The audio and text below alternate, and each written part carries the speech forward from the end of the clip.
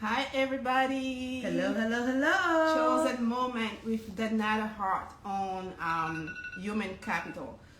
Amazing. This is about to be a blast. Yeah, she's here. Hi, Danada. We can Get ready? Yes. Hey, Danada. We're looking forward to talking about just wholeness in our professional lives. Amazing. So We're it just takes gonna a wait for her to few join. minutes to get people in. Hey, Hello, how sister. are you? Good. Great. How are you? How are you? I'm good. I'm good. I am good. I'm very excited to talk about this. Well, we're This is glad going to to be a have good you. conversation. So Thank you. we are super excited, and I think why people are coming in because it takes like about 3 to 5 minutes for Instagram to actually alert people that we are Hmm. live and for them to jump in. I'm like, alert, alert. Right. So while we do that, how was your Friday today? It's actually been a really good day. Honestly, I've been kind of preparing for this and kind of getting my house in order, so to speak, getting the Yeah, kids down and settled and all that. So, 2 o'clock came really fast, but Yeah. here we are. here we Here are. we are. Um, can we raise the volume up? I was just gonna say, yeah, we can raise the volume up. I can actually, Okay. because when we could do that. Think so? Wouldn't it resonate in the, like an echo? Maybe let's see if we can. Yeah, that should be fine. Yeah, because we couldn't hear you, but a little bit. Is that better? Yeah, Okay, sounds and like I also have in Oh, AirPods awesome. as opposed to. amazing. No, I think it was on Okay, our so end. that's good. Okay. I can hear you a lot better now. It was so let me share this live a little bit while people are coming in, Yeah, I'll do the same too. and let's see what this looks like. I'm excited because I think human capital is something that everybody talks about a lot, but Definitely. they don't really know what it is. Mm-hmm. I think And they don't know how to utilize it. Exactly. And it is something I don't want to get into the conversation before the conversation starts, but it's definitely, one of those things where people don't understand that you are your worth. Like you yeah, carry all of that with you everywhere you go. Right. And if you don't have the bandwidth to steward that right, then you'll find yourself, and even in this conversation, like you'll find yourself getting paid less. You'll be Yep. showing up the wrong way in the wrong spaces. So it really does matter how you steward your worth. Yeah, I think that when I saw the topic, I was like, wholeness is a necessary discussion Hmm. in talking about human capital because it's like you said, it's either going to make you or break you yeah. Yep. Every time. every single time. So as we share this, for those who are joining, welcome in. Welcome everybody. Let's see. This is the Danada Hart, and I'm gonna let you introduce yourself. Right. Well, So let's go. Okay. So, yes, I'm Danada Hart. I am the owner of Essential Business Solutions, where we help women discover their strengths and their skills in order to find better jobs. I also have a blog, Lipstick Theology, that encourages women to discover the beauty in God's Word. So that's, I'm a mom, I am a sister, friend, mother, all these different things. I live in Indianapolis, and I'm excited to join the conversation. And I know you guys have been really, getting a lot of good conversations this month. So I'm excited to be a part of it. Yeah. We are extremely happy to have you. Uh, we know you as Danada Hart, the sister, Lady D. in Christ. Yeah. I personally know you because I've used your service, and this was like amazing. Now I think we are in a process where we've chosen shape. Like I just realized today when I was thinking about our conversation, I got a revelation about the fact that in May we were defining the odd and actually understanding that we are the odd. We are, Hmm. you know, we are the odd. So once you know who you are, once you tap into your identity, then you are able to walk into your purpose, Uh-huh. right? So That's Absolutely. like a whole nother journey. I mean, After kind of figuring out, you've gone through this aspect of an ever evolving identity, and now you get to this point where it's like, okay, now how do I embrace this and enrich it Hmm. and utilize these gifts that I'm kind of aware that I have, but and sometimes maybe not aware. Right. Sometimes But you don't know. Yeah. yeah, that you're just kind of using to kind of build and grow. So, I mean, I'm Yeah. excited to. yeah, and I Going. think like you are kind of like in the segue of ending the month of May on identity and being the odd and jumping Mm-hmm. into Relationship. in Oh June. my. Relationship in June. It's gonna be interesting. We have a lineup of like guest Right. speakers, I'm excited for from that.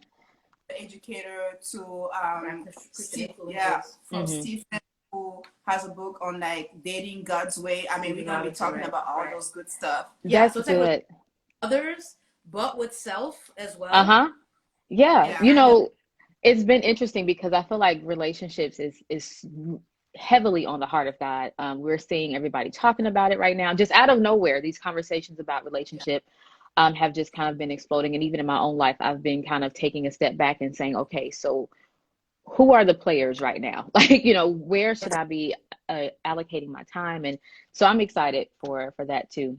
And this yeah, conversation and even just kind of before we started going, just the conversation of what your worth is and what your value is and how you carry that and how you yeah. grow it, how you identify it, how you expand it.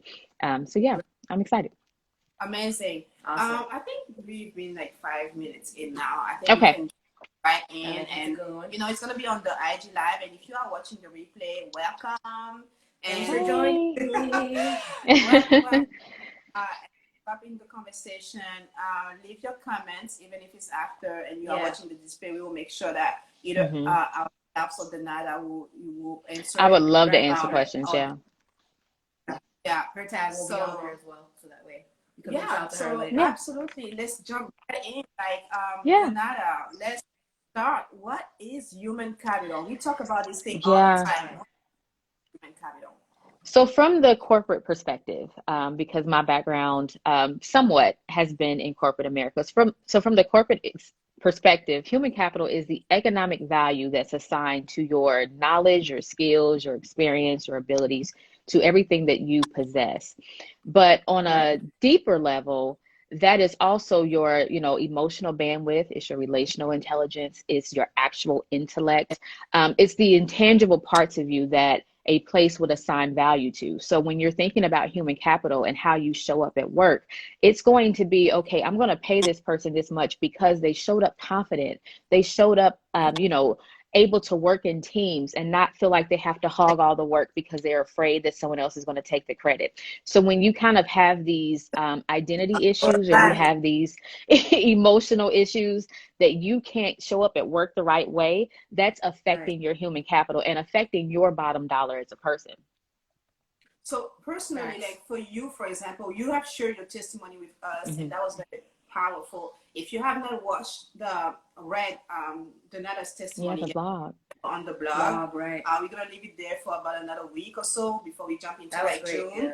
But like how you went from like finding where and your identity into finding what your purpose was in Yeah, professional life, and Mm-hmm. how today you are just expanding with your own business. Can you walk us through a little bit of that before we jump into sure. complex Yeah, questions? absolutely. So I would say I started this journey, if you will, long before I reached the corporate America space. So I'll kind of go back to my college days, went right into college out of high school. You're full of all this hope and all these dreams, and you heard this wonderful commencement speech, and you're like, I'm ready for the world. You go to college. And for me, although I did well, I've always been someone who had, really good grades and I enjoyed learning. So being a part of an educational, institution was not a problem. But I started making these really bad decisions. And those decisions led me into a place where I had to, in some ways, I kind of sabotaged my way into having to work. So I got into like my junior Sabotage. year. Yeah, second semester of my junior year. And I was like, okay, so I can either go to work and pay for this car that I bought, this apartment that I'm renting, these bills I got to pay, or I can go to class. And at that time, because I had a very broken perspective and I honestly didn't have a lot of support, I said, okay, I'm going to go to work. And so I dropped out of college, and then I started just working. And at that time, I was a pharmacy tech. I was a tech for about 8 years in that time. And I got to a point, even then, I was still ambitious and still doing my thing. But I got to a point where I said, okay, I'm not going to go any farther than where I am right now. So how do I reinvent myself? How do I change this story? And I started to think about all these jobs I had in pharmacy and all the things I learned and all the people I helped and all these different things. And I started to go, okay, so I know how to do customer service. I'm really skilled on computers, and I know how to speak the language of corporate America. So how can I put that into the right place? And so I said, okay. And it just kind of dawned on me one day. I'm like, how about HR? So, and this is how God works. Divinely, I was on lunch one day, still in my pharmacy tech role. And there was a school there. They were having like this job fair thing. And a guy approached me and he's like, what would you think about, being in HR? And I'm like, what? Like, how would you even know this was something I was even considering? But, but that's how God works. And so we began to talk, and he talked to me about these different programs and all these different things. So I said, okay, I'm going to build my life in a different way. And, I started looking for jobs in HR. The second job I applied to was the one that called me back, had the interview, got the job. And from there, I said, okay, so now I'm in this space, and all these people around me know more than I do. Like, imposter syndrome immediately hit me because yeah, it immediately hit me because in these years prior, when I was making these bad decisions and I wasn't really being led in the right way, I never really dealt with what I didn't know. And I never really dealt with what was going on in my soul. So I would sit in meetings and I wouldn't, contribute. I would back away from projects, and I would say, okay, I'm not good enough for that. Or I'm just, at that time I was just a representative. So I'm like, oh, I'm just a rep. They don't want me talking to directors and the CEO about this. And, I had to really, a lot of things were happening at this time. So I was also coming back to Christ in the middle of all this. And as I started to really give God more time, he started to work on my soul and my identity issues and what he said about me and what he called me into. And I started to get all these prophetic words, and that really started to build my faith and my confidence. So there started to be these different opportunities where I created for myself to, design programs and implement new strategies. And I just started taking control of my career. Right. And eventually that grew into me being able to walk into, I went from a company that had about 1,500 associates to walking into a Fortune 30 company and saying, I'm good for this job because I can do this, this, this, and this. And you should hire me because I can do this, right, and I can make these changes. And I got that job. So, dealing with my issues and and I'm really kind of speedballing the story, and we'll get into some more of identity as well. But having the faith to know, if I'm here, if I'm sitting in this space and I'm sitting across from people who are making decisions, that I must be here for a reason. So my voice needs to be heard. I need to speak up, even if it's just speaking up and saying, hey, I don't think that's a good idea, or maybe we can do this another way. Just getting your voice in the room, that's all you have to do. In some spaces, you don't really need to talk. You just need to be there. But in other spaces, you do need to speak up and speak on behalf of people who can't make decisions for themselves. Or, for if you're in the corporate space, for employees who may be at the very low bottom end of the totem pole, and they can't speak up and speak to a CEO and say, this isn't working for me. Where does my career take me? Yeah. So, kind of changing my perspective of myself added to my value, which increased my human capital. Yeah. So, like, on a practical way, like, let's say for people who are watching this live or the replay, right, like, how do you go from, like, I don't know what I want to do, to I think that I know, and now this is what I want to do? Can you walk us through steps on how you work that? Yeah, I would say practically, you should definitely start with things that you're good at. Things that you were innately really good at. So for me, I've always been really good with writing. I've always enjoyed talking and speaking to people. I like to design things. I like to do programs. I enjoyed things like that. So for me, it was really easy well, I'm not going to say it was easy, but it was once I identified that and I said, okay, this is what I'm good at, then it was easy to say, well, okay, let me do some research in what jobs and what fields would benefit from that skill. So start with figuring out what you're good at, and then start to do some research and figure out where you can go from there. Okay. And then you also want to find ways to speak that language. And what I mean by that is, if you have, if you want to go into the finance world, what do finance people talk about? What do they say? How do you communicate with someone who's in that field? Because I've met some people in finance and they're a little different. So yeah, it's a good different, we need them. Yeah. But they talk about futurists and you know, all sorts of forecasting, and you need Right. to at least have a working knowledge. That doesn't mean you need to be a subject matter expert coming into the Right. field, but have some working knowledge so that when you do get invited to those spaces, you can speak their And language. like, I think the main thing that I took from that as well was that something you were good at and that you enjoy doing, Yeah. because that will fuel that passion. So when It you will, yeah. little conversations, you're not struggling to try to make Absolutely. conversation. Right, You know what I mean? right. It's That's very organic, yeah. yeah, it has to be organic. I think that's definitely one of the things. And I think one of the other thing that I want to talk about is like for people like me, like I'm an immigrant, like and like I struggle with like even like going from owning a company to having to dummy down myself Yeah, to find a job. that's rough, yeah. Right. So That's another and it's a process. It is a really Mm-hmm. process that affect people even in the core, which is the identity, which is what we're talking about. Like how I had to walk my way through finding my identity back as like this professional person. Like, can we talk about? Can you touch on like those different things of like perspective issue, how our psychology Right. affects our human capital. And I know like some people just joined the conversation. Mhm. Right. Like, can you talk about that and redefine human capital in your own terms so that it's easy for them to understand why being whole and knowing who you are, what you're good at, and what you like is important to be is important for what you want to do, like in a professional life, and what you represent. What is your capital? What are you worth? Yeah. I think that also Yeah. just adds fear element associated with that as well, because there's this process of like evolving your identity, but then having those fears within yourself. How Absolutely. discuss that with Yeah. Even the area, like even it's okay. language, Even It's a culture. lot, yeah. And it's a like systematic thing to work through because when you're coming, Yeah. yeah, the yeah, humidity part of because I'm like, am I saying this right? How do you spell this? And I have to learn with kids and everybody around me. I'm like, I don't mind, just correct me because the goal is for me to be better. It's not for yeah, me yeah, to be in my feelings or anything. So Exactly. yeah, yeah. I'll address let's that in go. two Tell us. ways. Yeah, so with the language thing and being kind of immersed in a new culture, in a new country, in a new city, you know, down to the community level.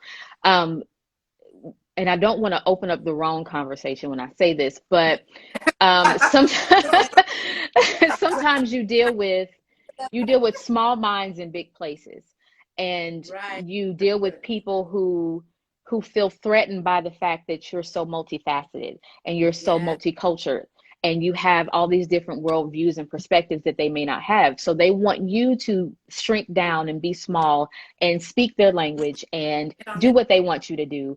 And so a lot of that again goes back to identity and confidence and just being able to say, I'm coming in and yeah, I may not know, you know, the slang, I may not know the jargon, I may not know this, that, or the third, but I will learn it. Yeah. But I'm going to learn it and you're going to respect me because I have showed up and I'm still going to be who I am, even in spaces where you don't want me to be as loud. So that's kind of one thing. Going back to the human capital piece of that and just kind of redefining that. Basically, your human capital is your identity and the value assigned to that identity. And when we think of identity, we can define it, you know, if you want to just give it a fact-based definition, it's how a person is how a person is defined and what a person is. But you can have two realities of your identity. You can have what you think about yourself, which is broken, which could be very well shaped by your circumstances and your environment, your pain, your challenges. That's one part of your identity. And then you have the identity that God has created for you and his thought and his opinion of you. Like what she's saying, just send some hearts. I need some hearts, people, because Because at that point, you're dealing with two realities fighting against each other. And you have to say, okay, I have tried it my way. I have thought these things about me. And it's not always your fault. You know, when you grow up in different, you know, I grew up, I'm the oldest of 9 kids. We did not grow up in the same house because my parents, you know, they had me very young and then they grew up and got married and had their own family. So I had to kind of, I've had the experience of being the little sister and the big sister, although by age I am the oldest. But being in these spaces where I was treated like the little sister or, you know, having these parent issues where I wanted both of my parents and never really had either of them. So I had issues that were assigned to me before I even really knew what an issue was. You know what I mean? So we have these challenges that, you know, we deal with and we grow up with, but we don't always, it's not always our fault. But we have to come to a place and a point where we go, especially if you're someone who's a believer and walking with Christ, God, what do you say about me? What do you think about me? And first, you know, it's always going to be what you find in your devotional time, and your time in the word, your time in prayer. He will begin to sing over you. He will minister to you. He will send angels to minister to you. You will find answers in that. And then he'll start working around in you. And what I mean by that is you'll start getting words from other people. You know, you're really good. Just listen to what people say. You're really good at public speaking. Or, you know, you're really good at creating systems. You're really good at, you know, designing programs for people or helping others. Just listen. But when we listen through the lens, or I'm sorry, we're hearing through these broken perspectives, then we may say, oh, she's just saying that just to be nice. Or, or they're just, you reject your own blessing. Drop some hearts. You're just kind of like, oh yeah, you know, wave the hands. So what is her ulterior motive? Exactly. We have like this this paranoia that people are just saying stuff just to get something out of us. And the truth is, it's a voice that is adding to your identity. You just got to listen to it and you got to believe it. So, you know, when I was in that position where I was, you know, working a job that I really didn't enjoy, didn't really, and at that time too, I was a new mom. So I was experiencing that as well, you know, kind of struggling with being a new mother and the issues around that. I had a lot of brokenness. And so it showed up in every facet of my life. And I remember even being at a point where I'm like, God, I cannot do another day of this. Like, I don't know what else is going to happen. It felt like things were just breaking left and right and things just weren't working out.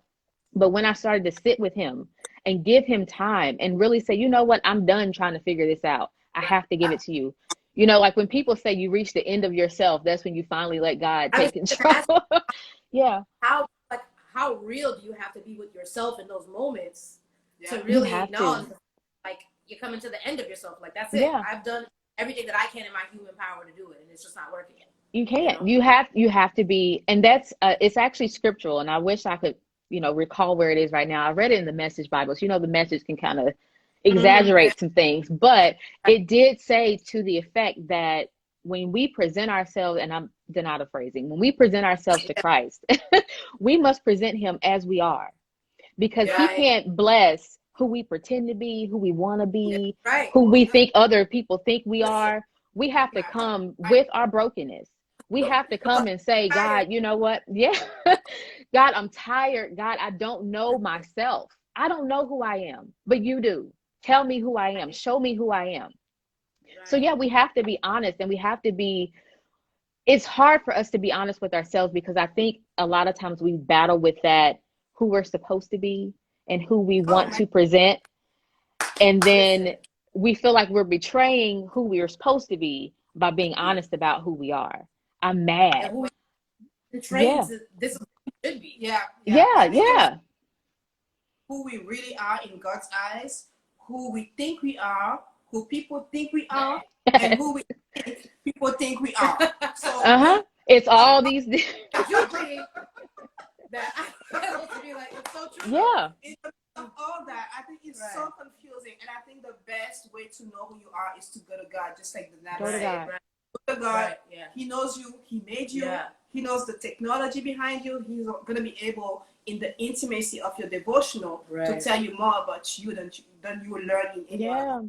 I think like what I want to know is like some of the signs of how brokenness shows in the workspace, because we are not always walking aware that we are broken, right? Because when I was broken, until I got home, I didn't know I was broken. You didn't know. You didn't know.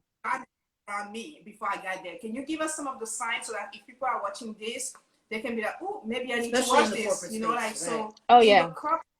How do we show up as broken? How does brokenness show up? What does broken sound like? Yeah. Broken sounds like I can't do it. This is above me. And it's not even that you really sat with the project or the task, whatever you were asked to do, and you said, you know what, my skill set isn't really here. I would even say this. I would say a whole person would say, my skill set isn't here, but let me see what I can do to figure it out. Let me figure it out. But brokenness and fear is going to say, oh, I'm not good enough for this. I can't do this. I can't show up this way. Or you'll find it in another way where you're mad at everybody. Well, why she get a promotion? Or or yeah, or why does the boss always say something to her, though, I mean, and me, and never say nothing to her? You come in stank face, don't want to say good morning. And I get it, I'm not a morning person, but I'm acknowledge your existence in the break room, you know what I mean, like, or they're not a team player. You'll find very often you'll be put in groups to work on things. That person will want to hoard, projects, or, the second, and I get it. People do steal credit in any space, let alone the corporate space. Right. And you do have that misogyny and all that. I get that. But I'm saying from a different perspective, when you have people who just don't want to give you the answers because they feel like you're going to supersede them in their career, that type of stuff is showing up in brokenness. And then, you'll just see people who sabotage themselves in a lot of ways. They don't want to do what it takes to get where they need to be. And I would even say this, and I'm kind of getting ahead of myself in the conversation, but until you can be a good employee, you cannot be anybody's boss. You can't own a company. You can't be in management. I'm going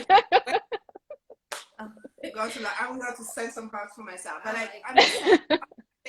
this, you were talking about the employee perspective, but I'm like, can we talk about the leadership? How? Yeah. Oh goodness. In leadership, please. Even in leadership, yeah. Leaders, bad leaders, and I've had quite a few of them. And I would like to think I haven't been one, but I've seen some bad leadership in me before too, Yeah. But I had a supervisor one time who I would say she picked on me, but I was younger, so I was a little more immature at that time. But she would always find something wrong. She was very nitpicky, very micromanaging, and very condescending. So you'll find that too in bad leadership. They don't want to. When you think of a good leader, they're going to say, come with me. Let me show you how it's done. Let's win together. A bad leader is going to say, you're going to be in this position. You're not going to get better. You're not going to grow. Or they're going to find every opportunity to take the credit from their team and say, I really led, and I really, they're going to pat themselves on the back all the time. And you're going to see that often in bad leadership. And some of them are fearful, and they're dealing with their own identity issues, and they don't want to, they don't see themselves as a cohesive team, along with their employees. They see themselves as someone who needs to stand out and be seen and be accounted for. And, that rejection is speaking. Really, that's what it is. Yeah. Now. And so I know that you chose purposely, not that you don't have men, but your focus is women, and people who maybe immigrants like me, or have a hard time transferring their soft skills into the professional world, really recognizing their talent. Exactly. Yeah. And human capital is all about that, your work, your education, and what are some of the advice you can give us? Let's talk about that, but also talk on how do you move from corporate to owning a business, and same thing, how do you move from owning a business to the corporate world? Okay, so I'll start with, as you said, going from the workforce to entrepreneurship. I would say first and foremost, yes, we want to talk about identity. Yes, we want to talk about who you are and how you show up whole. And I do think and you can even see identity issues show up in how you plan your day. Yeah.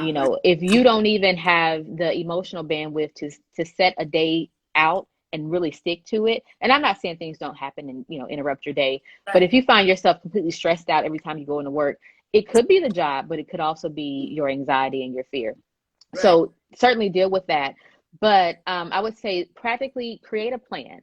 Before you leave the corporate space or whatever work field you're in into entrepreneurship, you want to have a detailed plan. I would never, never, never recommend that you just decide one day, you know what, I don't want to do this no more, I quit. Because you could really, and there are people who do it and they are very successful, but they probably have the building blocks that they needed to do that. But if you're if you're not quite there yet, create a plan. Consider what you need to replace your income. So if you figure out that you can probably live off of $2,000 a month, then at least try to side hustle your way into, making at least half of that before you can go off and say, I want to go into the corporate space. The next thing, and I kind of hit on this already, is be a good employee before you become a business owner, because your bad habits as an employee are going to show up in your business. Right. And at that point, you have no one to blame but you, because you're going to lead bad. You're going to present your company in a bad way. It's going to affect your personal brand and your company brand.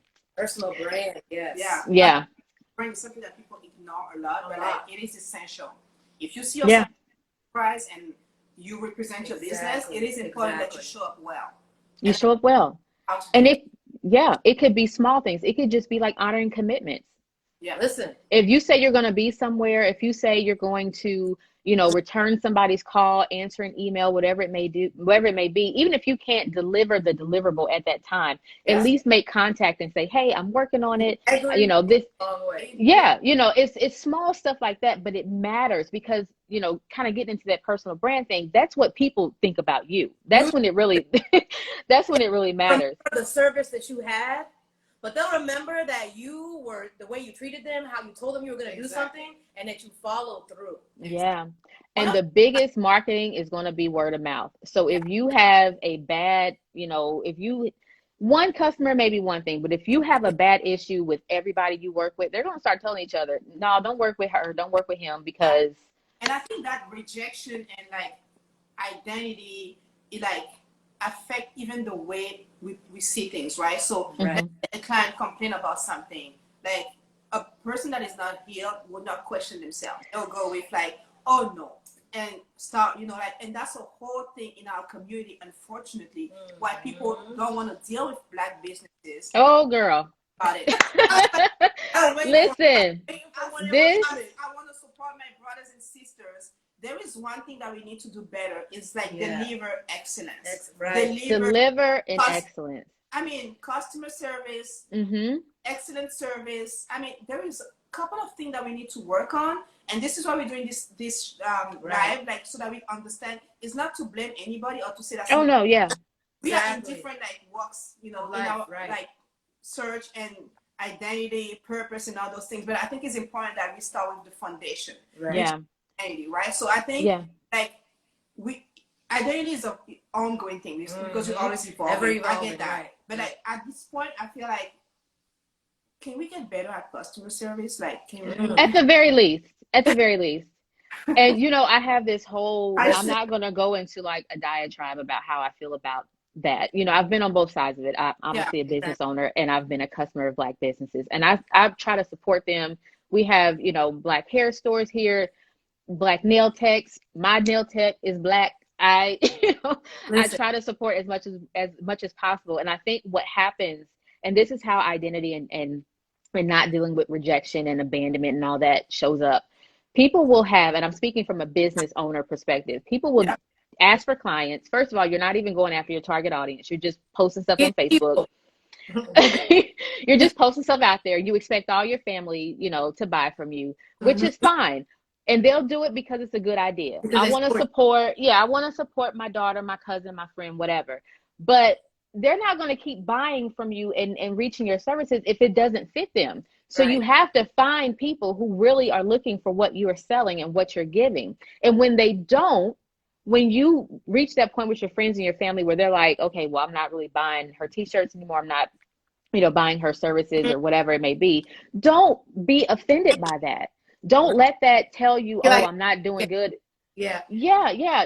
People hold on to that and they feel like, oh, well, they not supporting me and I don't need nobody. I'll just do this by myself. Maybe it's personally too. It becomes they take it very personal. That's what happened when you're whole, because you are lost in your identity and somebody's trying to help you. Exactly. It's a rejection issue. And so you put yourself out there in the wrong place. You put yourself in spaces where your voice, not going to say it's not necessary, but it may not be for that audience. And then you're coming back hurt. Baby, you got to find your people, and you have to, and it takes work. Of people, guys. It is target demographic. You know, who is your target demographic? And that's when it comes down to building a niche and really like tuning and fine tuning. Who am I really speaking to? When you think of your customer, is it, you know, what age are they? What race are they? If that matters, maybe that doesn't matter, but maybe gender matters, or maybe, you know, you're wanting to cater to a certain pain point.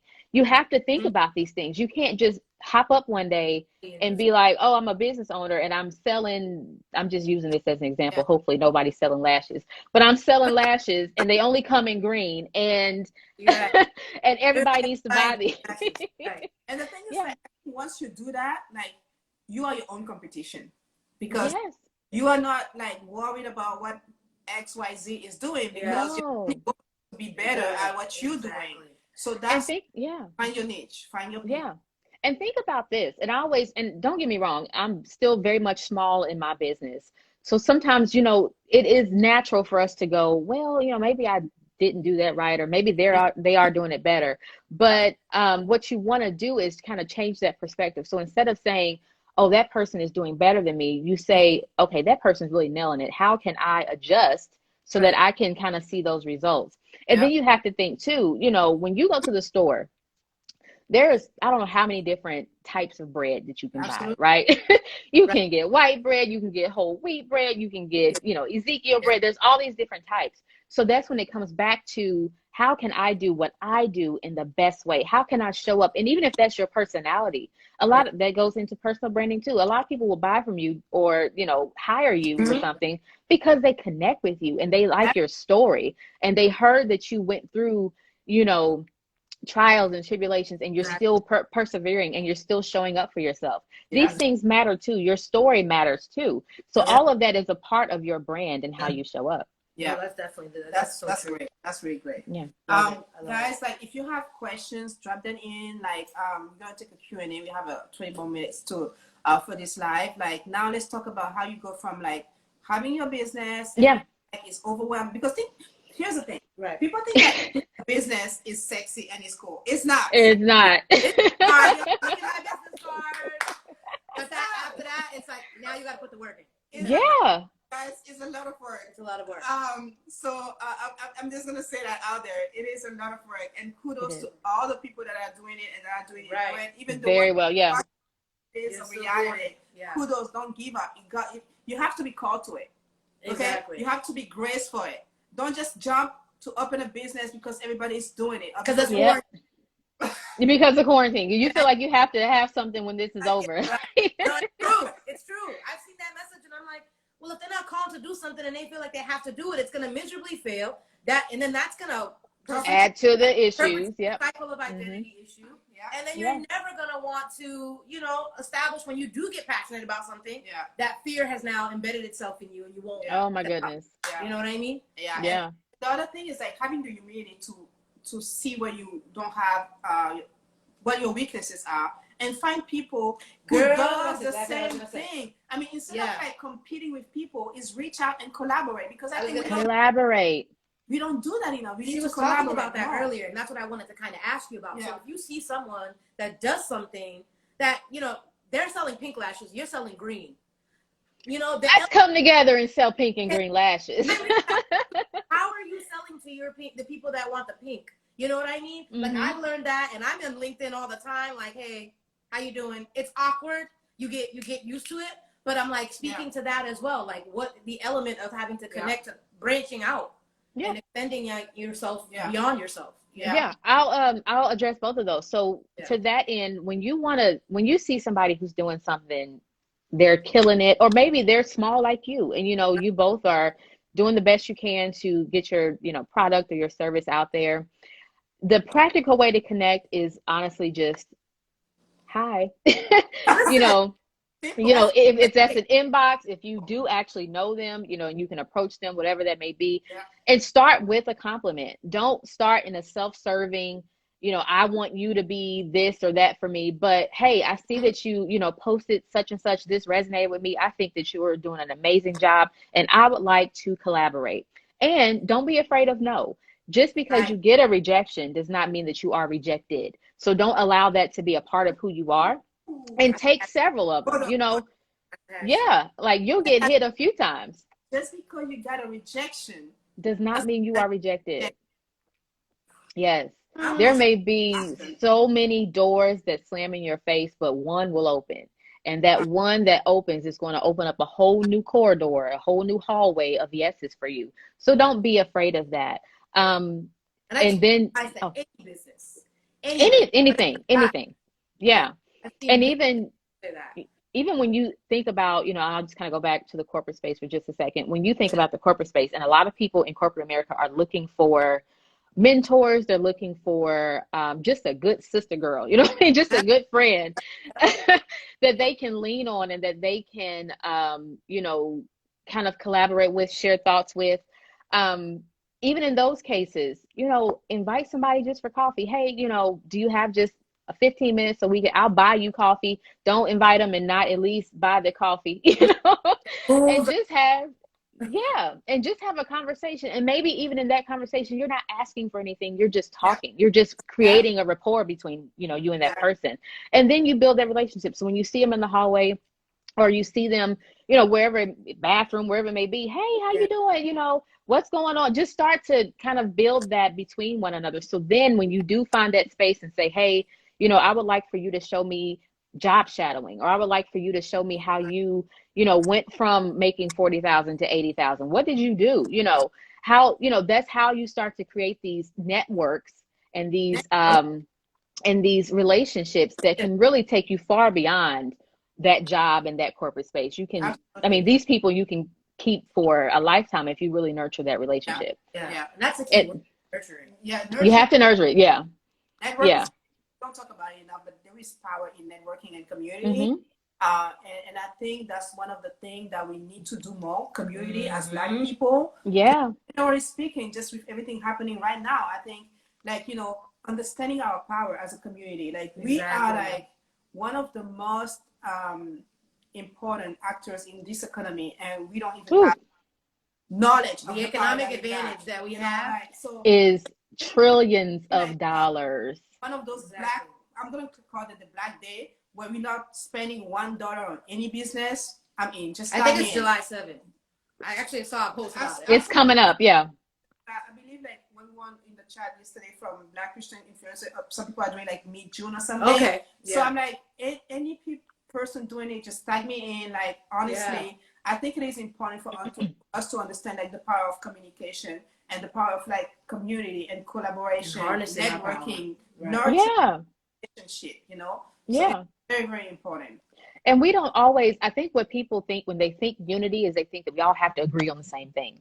We don't Exactly. have to agree on the exact same thing, but we need to Right. have the same goal. And the Exactly. same goal may be, affecting the bottom dollar of America. I mean, if we're going to go into that Yeah. conversation, the same goal may be coming together and building businesses that serve our communities. But we Yeah. may have different perspectives on how to get there, and that's okay. We don't have to think the same way to hit the same target. Exactly. Yeah. And then to your other question about going from the workforce into entrepreneurship, Yeah. I would say, and I think, we even personally had this conversation too, don't be afraid to highlight your business on your resume. Put that on there Come on. because you Already. have spent your blood, sweat, and tears to build that. You've gained experience from that. You've networked. You've built a lot into that. So don't omit it and don't Right. try to tuck it under something else. Yeah. Now, there are some spaces that do, there are some companies that do feel some type of way if they see CEO and they see that you're asking for, a representative role, but you are what you are. And Right. you can, redefine that however you want to, if that's really what you want to do. But it doesn't take away from the fact that you did that work and you learned that business and you did what you did. And then going back into networking, if you're going from, entrepreneurship into the workforce, believe it or not, most jobs are never posted. Somewhere around 60 to 70% of jobs never hit the internet. These are the jobs that people are getting by shaking hands and networking. Yeah. So going back to that, start, if you're wanting to go, just using that as another example, into the finance space, or you're wanting to, be a banker or whatever the case may be, start to find people in that, LinkedIn is always a good resource. I know we have them here in Indianapolis. I would imagine they'd be a little bit of everywhere, but there's a site called Meetups. And it's nothing crazy, but it's just a site where everyone has like these different niches and these Yeah. different interest groups. Yeah. And you can join those and start networking that way. Yeah. You know, find like, young professionals groups, places like that, and just Meet start up. finding people. Yeah. Yeah. Get out. Get off your couch. I know we're in the quarantine, but Yeah. but get out. And one thing that I want to address, because I see time is going, we have 50 more minutes, and you guys Okay. have like questions, just drop Feel them free to in drop there. them in. If you like whatever Danada is sharing, give her some hearts, show her your love. Yeah. And Follow her at Danada Hart. Yes. Then go and follow her right now and come back. So one thing that I want to address, because you are focusing on women, is how do we as women we leverage when we're absent for kids, for example. Right. It's not my case, but I'm sure. Like I've seen that. Like how do we, after you decide to stay home for the family and stuff like that, you decide to go back to work? Like how do you value that? How do you repurpose that soft skills, that capital that you have in you? Yeah. Workspace. That's a great question. And I've actually worked with clients like that. And this is one of those things that in like resume writing spaces, we talk about this often and how to help people bridge the gap. So Yeah. what you can do, there are ways that you can, wordsmith being a stay-at-home mom. You can call it a home manager. You can call it a lot of different things. But when you really think about it, a stay-at-home mom, or even a mom who may have taken side jobs working at home while she was home with her kids, whatever the case may be, you have mastered your day. Listen. When you think about the fact that you get up every morning, you get your kids together, that's management, that's leadership, that's organizational leadership. You are, taking kids back and forth to where they have to go, soccer practices, basketball, football, whatever. Yeah, you're building relationships with other parents. Schedule mastery. Yes, schedule mastery.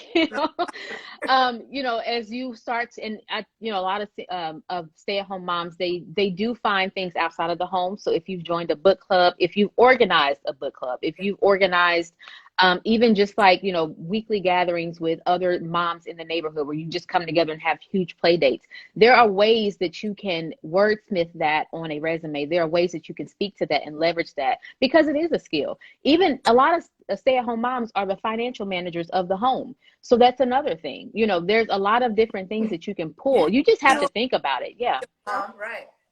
Yeah. Yeah. PTOs, fundraising. All of that, being involved with their education, and you're volunteering your time. Yeah. Nonprofit. I mean, the gathering money or rallying for like causes and stuff like that. Yeah. Right. Absolutely. Yeah. It's an untapped, I think, and I understand it, because I think when a lot of stay-at-home moms think about the workforce, they're like, oh, I've been at home 3, 4, 5, 6, 7 years, however long it's been. I will say the longer you've been home, it could be a little harder to kind of really define where you want to go. But don't discount what you've done in the home and for your children and for your family and even your community. However you can get involved, do it. And then there is a way that you can absolutely detail that on your resume. I think perspective is everything. And that happens. Yeah. You know what I mean? Absolutely. I think it's the perception of, well, I'm not going to work. I'm not leaving my house. I'm not having these discussions, but you're doing the same type of negotiations that you would Listen. You know what I mean? Sometimes I look at my house like, especially during this quarantine, I only have 2 children, and I'm like, what happened in the 2 minutes that I went to, the kitchen? Right. They're just, there's a lot of credit that moms should get that they don't. And that's even for the single dad, if that's whatever, if that's the case. There's a lot of discrediting that parents get when they should actually get a lot more value. And, that adds, of course, to their human capital as well. You have a wealth of wisdom that you gain from raising children and managing a home, perspectives that you have, all of that is worthy to be used in the corporate space or whatever space you want to go into. No, absolutely. I think that's great. Hi, Duchesse from Paris. Guys, we have international folks. Yeah, we have folks from Paris in. Like, we have about 10 more minutes. If you have question, again, ask Danada. Even if you are catching the replay, just drop the comments. We'll make sure to answer your question. Thank you for tuning in, and I hope this is blessing you. Yeah, this was awesome. Yeah. And yeah, do you have more questions? I think the last thing that I wanted to find out is, so we're all in this pandemic together. We're all in this aspect, but we're trying to develop ourselves, whether we're not opening up businesses or what. How has it helped you as far as the businesses that you've had and the, you know, the corporate experiences you've had to kind of sharpen your skill? Or get better at something that you said, okay, I wasn't good at this before. Like, explain for a little bit for us. Sure. Yeah, this honestly, and a lot of people kind of, they have different opinions about this quarantine and the pandemic. I totally understand that. Right. And you know, I lost family members, unfortunately, to COVID-19, and I understand the devastation that it has caused and the discomfort in general that it has caused for many of us. But for me personally, this was somewhat of a prayer answered, just not in a way that I would have expected. So I was in a space where I was working myself to the bone and I needed a break. So having this really helped me to take a step back and really redefine what I wanted to do in my business and fine tune it. And I did that. I wanted to find a way to reach more people, and of course I'm in business, so make more money. And I looked at some of the services I was offering and some of the packages that I had, and I said, okay, first of all, I don't know everything, so let me invest in myself. So I started following just different people on Instagram, on Facebook, and seeing what they had to offer, reading their reviews. And I started investing in, you know, how to build a bigger business and how to scale and how to redefine your message and your target and things like that. I took it to heart. So don't go out there and buy courses and never actually watch them. Right. You know, you actually want to spend time reading that stuff and taking it in and implementing it. So I redefined my packages. And I said, okay, I started praying about it. I said, okay, God. And I didn't even mention this, but I actually quit my job in April. Wow. And so I quit and I started talking to God about, you know, full-time entrepreneurship and how to move forward. And that's when I started, you know, investing. And I made my packages. I got all my social media stuff together, and I got 6 clients in 1 week and had a four-figure week that week. So I had made what I needed in that 1 week. Now, in some other ways, some things I didn't know happened. And my previous director, she reached out to me and she's like, you know, you actually weren't terminated. You're still on our payroll. Now, mind you, at this point, I hadn't been getting any checks from my job. I didn't know this. So she says, we're still, you know, we still have you. We didn't terminate you. So if you want to come back to work in June, part-time, you can. Listen, talk about divine. Listen. And so you knowing your worth, and then even when you decide to leave, they're like, no, we're not letting you go. No, exactly. She was like, you know, we thought about your reason, and I don't want to get all into that, you know, right now, but I left for my own personal reasons and to take care of some family members because of things that happened. And she's like, well, we thought about that, and, you know, you've been great, and, you know, we just don't want to replace you. So if you want to come back, you can. And I'm like, look at God, because here I was scared to turn in the resignation because I was talking to God about leaving, and he created a safety net for me and redefined how I do my business. So I got a double blessing with one act of obedience. So I say that to say that for those who are in this time, and I know a lot of states are opening up, you know, slowly but surely, however God is speaking to you in this moment, do what he says. For some, that is building a business. For some, that is finishing a book. For others, that's rest, and that's recalibration, and that's strengthening your relationship with him. Whatever the case may be, do it, because you don't know who is still talking about you, or who still has, you know, your name in rooms, who still wants to connect with you. Even me being on this live right now is a connection. So you don't know how you can, you know, benefit from just following the voice of God, you know. So that's how it's affected me. You know, it's been a blessing for me. And, you know, I really hope that anyone watching this, anything either of us have said has been a help and a blessing to you, because, you know, when we begin to really open up our identities and allow God to mold us and make us into who he wanted us to be, the possibilities are endless. They really are. Limitless. That's great. That's great. Yeah. I think I love it. I just love the fact that when you invest in yourself, when you know who you are, when you have integrity, when you are whole, when you know like, this is what I'm doing, and I'm good at it, and I'm investing in myself, and I'm paying the courses I need to pay, and I'm studying, and I'm mastering it, like becoming a subject matter expert. Yeah. In what you're doing, what it does is that even when you want to leave, people are like, no, don't go. Yeah. that Yeah. right there. And Yeah. thank you all again for joining. Yeah, like, no, you know, definitely. don't hesitate to have questions. So, Danada, thank you so much for your You're yes. welcome. Thank you for having me. Thank This you for has your been amazing. obedience. And, you know, like, this was great. This was awesome. I Yeah. mean, this was a blessing just to kind of have these discussions and kind of really put things out there. And I think what was sitting on my spirit before we leave is just the freedom that you have once you've established your identity, know who you are, know what you're worth. It's such a weight lifted off of you. Yeah. Yeah. And if I could even add to that too, and I'll just say this one thing and I'll stop. No. I just want to address anyone who may watch this now or even in the replay. Don't, when you deal with fear, understand that courage is what keeps you moving forward in fear. Fear is a very natural response. Yeah. You know, you may feel like I can't do it. I can't, you know, I'm scared they're going to say this, they're going to do that. But courage gives you the ability to still face it, still show up, still do it, even when you're scared. So, you know, when you'll find yourself giving into fear when you don't do that thing you're called to do. And you'll also find that the thing you're really called to do is the thing you're most afraid of. So just keep going and keep doing it anyway. So you'll have that courage to do, you know, whatever it is, even if you're scared. You'll get over it and you'll be like, you know, that really wasn't that bad. And that's a great segue into her blog that is on our site. Yeah. In itself, you know, do it afraid, do it scared, do it scared, and don't be afraid of facing failure. Mm-hmm. So definitely you learn a lot in failure. Yeah. And thank you so much again, Danada. We appreciate You're it. welcome. So Thank much. you, Natalie. Thank you, everybody. This was great, and I think like we are ending this month of May, right? Where we have been defined even for us, like this whole blogging experience is new for us. This whole life, you're doing a great job. So we definitely have defined a lot of us. Defeating and defining and just kind of pushing through. Next month we are tapping into relationships.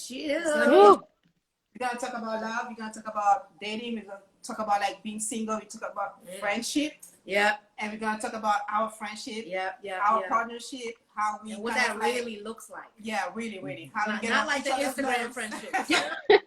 Like how you get on each of other's nerves all the time. The sandpaper people to each other, but learning how to make each other shine. We are looking forward to next Friday. We're gonna be with Nicole Ray, and she's gonna talk about love beyond the wall, being married before marriage. And that's gonna be our first conversation on relationships. So guys, thank you for joining. Danada, thank you so much. Thank you. I appreciate it. And yeah, guys, you want something out for the end? No, I think we're good. We'll see you guys soon. And thanks for joining. Bye. I just I just saw this. I'm like, awesome. yes.